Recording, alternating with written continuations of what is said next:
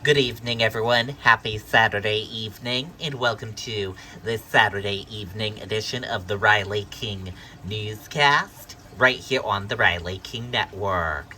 Let's get started right now. First up, President Biden tests positive for COVID, returns to isolation. Let's take a listen to that video from CBS News. This is doubling production without doubling headcount.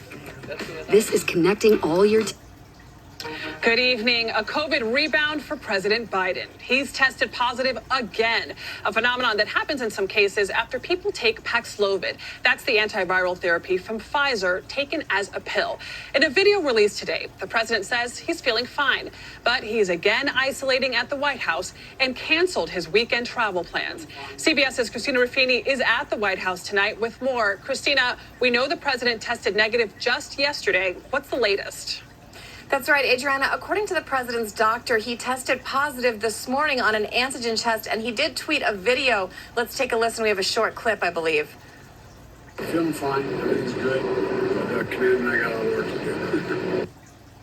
Now, the president's doctor says this is a rebound case. As you mentioned, it's a rare but known issue after taking that antiviral Paxlovid, which the president took for several days following his initial diagnosis on July 21st. He then had 4 negative tests in a row, even celebrating with a Rose Garden speech before testing positive again today. Christina, how common are these rebound cases? It's not exactly known because this Paxlovid is so effective against preventing hospitalizations for these more serious COVID cases. It was kind of rushed onto the market, and so the data is still coming in.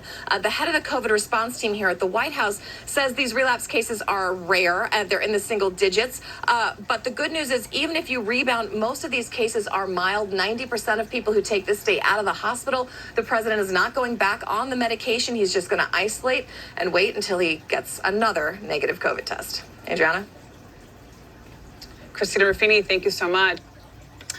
Okay, and there you go on that video and that report. At least 25 people killed in Kentucky aimed flooding. Let's take a listen to that video from CBS News. Now to flood-ravaged Kentucky. The death toll rose again today. At least 25 people have been killed. And rain is again forecast for this weekend as rescue crews struggle to get to the hardest hit areas, swamped by what's described as the worst flooding to hit the region in decades. We get more now from CBS's Tom Wade. Kentucky is racing to recover as receding floodwaters reveal the scope of devastation in the state's hard-struck Appalachian region. Entire communities were wiped out in the catastrophe. Lives were destroyed, towns were lost, and people were left void of everything. Today, Governor Andy Beshear said the death toll will keep rising. This is still an emergency situation. That count is going to continue to go up, and we don't lose this many people in flooding. This is a real tough one. National Guard units and first responders have performed at least 1,200 air and water rescues so far, including more than 600 people saved by helicopter. Thousands are still without power. Flooding is also plaguing Arizona. In Apache Junction, a dramatic rescue is captured on body camera. A woman trapped in a car pleading to have her puppy saved. Crews pulled her out, but her dog could not be found. Heavy rains, hail, and near hurricane-force winds pounded parts of Nevada.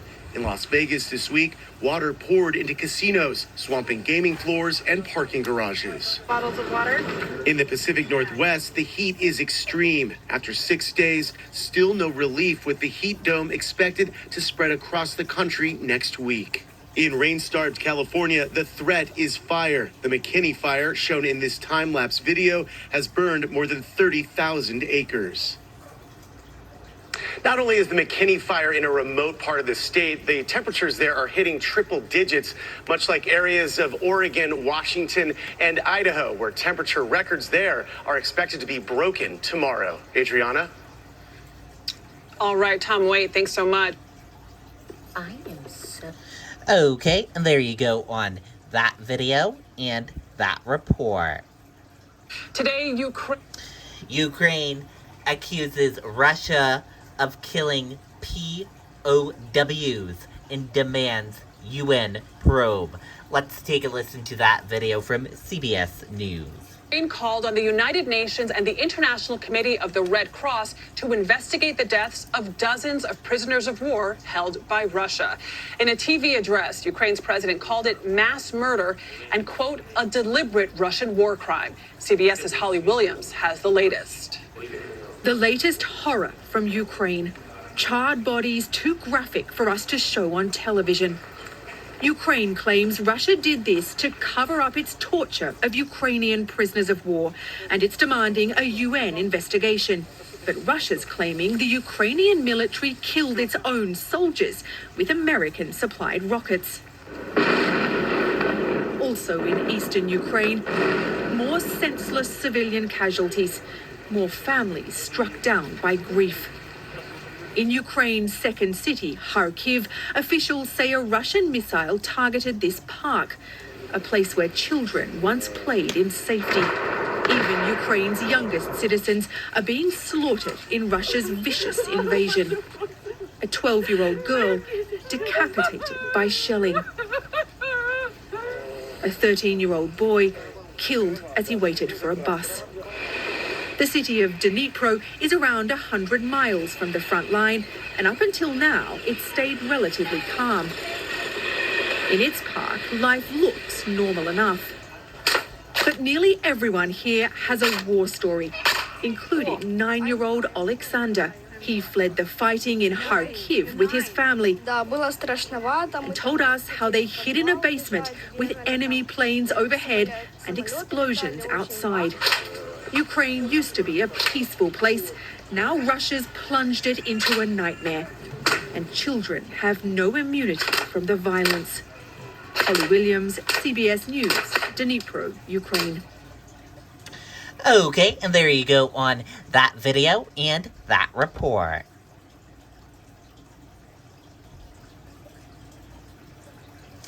Demand for monkeypox vaccine outpaces the supply. Let's take a listen to that video from CBS News.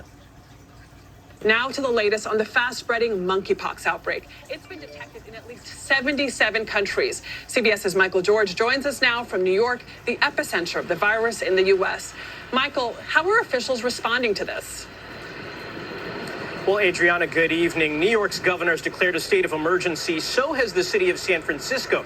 Now, those declarations authorize more people to administer vaccines, which is crucial.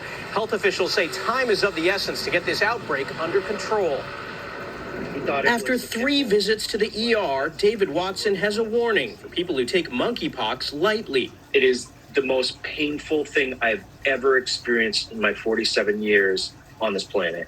And I wouldn't wish it upon my worst enemy. But right now, the demand for the vaccine is outpacing supply. Many are finding it difficult to get an appointment for a shot. I have been asking for a vaccine since the middle of June. The federal government is in the process of distributing more than 780,000 doses, but it's not fast enough in places like New York and San Francisco. We are at a very scary place, and we don't want to be ignored by the federal government in our need. Stanford University's Dr. Jorge Salinas says the biggest challenge now is getting the doses we do have where they're needed. The longer we take to vaccinate the at-risk populations, the more the virus will spread. Right now, the monkeypox virus is disproportionately impacting men who have sex with men, but anyone can catch it. It primarily spreads through skin-on-skin contact, and it's rarely fatal. Our population needs to continue following public health recommendations, practice safe sex, get vaccinated as soon as a dose is available to you.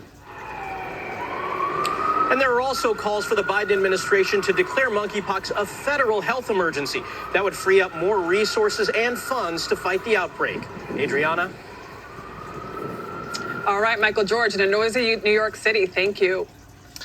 Okay, and there you go on that video and that report. Winning ticket of Mega Millions jackpot sold in Illinois. Let's take a listen to that video from CBS News. Well, someone in Illinois hit the Mega Millions jackpot, and it wasn't me. The winning ticket was sold at this speedway in Des Plaines, Illinois, a Chicago suburb.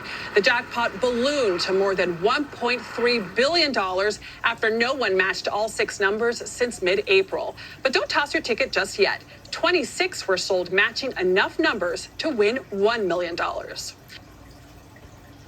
Okay, and there you go on that video and that report. And that does it for this evening edition of the Riley King Newscast, right here on the Riley King Network. Thank you for tuning in and watching. Have a great evening. Good night and goodbye.